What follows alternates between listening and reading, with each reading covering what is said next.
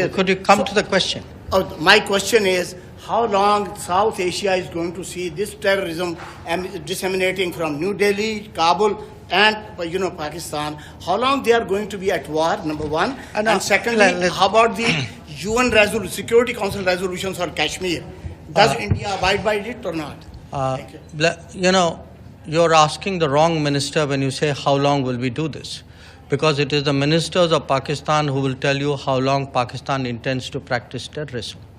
So, look, at the end of the day, the world is not stupid, the world is not forgetful, and the world does, increasingly call out countries and organizations and people who indulge in terrorism.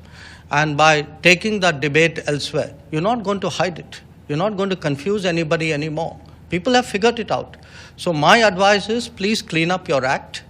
Please try to be a good neighbor. Please try and contribute to what the rest of the world is trying to do today, which is economic growth, progress, development. So I hope through your channel that message goes through. Shall I finish? Thank you.